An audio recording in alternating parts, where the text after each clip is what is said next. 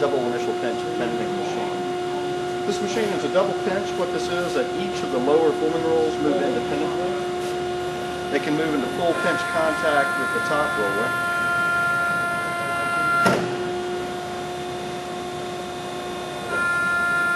As shown here. As this happens, this inter-axis decreases. This allows us to capture all different types of structural and architectural profiles very well. The lateral guides on these machines, here on either left or right, are adjustable in 6 different directions. They adjust longitudinally, up and down, in and out, and they also rotate on their axis. This is used to control and to guide material and also to correct for twist of asymmetric profiles. This is a CNC version. This is a fully automated CNC or CN3I controls. This is a direct radius control. You basically key in the radius that you want. Each axis is independently variable from the speed of the movement of the forming roll simultaneous with the rotation. This is the rotary encoder that contacts the material. This way, as the material feeds through, we're reading directly off the material. This is a part sensor for to initiate the cycle of the automatic bending program.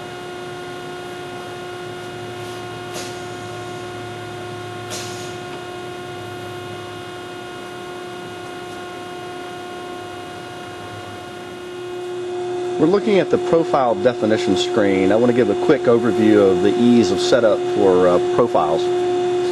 The first, starting on the left-hand side, we have the profile data.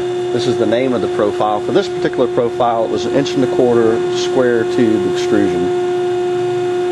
A description, 1¼ inch square tube by 0.058 wall thickness. Next parameter is our roll diameter. This is measuring the inside of the roll diameter, which in this instance it's 206 millimeters. Our next were the pinch positions. And this is where we are feeding the material, gripping the material between the tooling and feeding it straight through without bending. For this particular profile, the tangent point or pinch position is at 80.4 for both the Z and the Y-axis, which I've input here. Our next is our bending axis. We're going to be feeding from right to left, so the left exit roller is our Z roller, so that will become our bending roll. If I want, I could bend in the opposite direction and go from the left to right, but in this case I'm going right to left, so I want the Z bending axis. Now for our material setup, we do have a portion on this program where we can test and recalculate our initial testing that we have. Here we have the Y roll at 80.4, a tangent point, and our bending roll Z at 99.3. And I have that there for an example. Over here we've run 2 tests, basically putting a piece of material into the machine and measuring the radius with our archimeter. The roll was at 107.0. The radius obtained, determined by the archimeter, was 823 millimeters.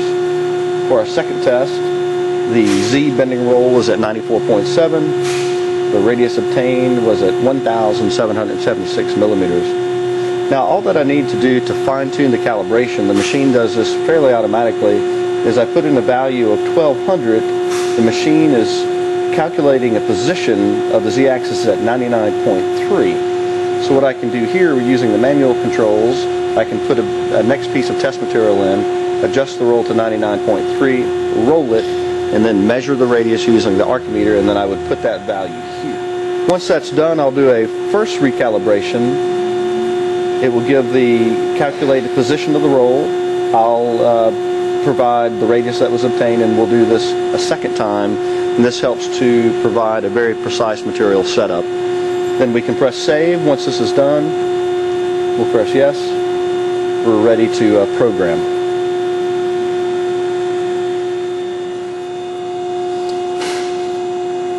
We're looking at the program editing screen.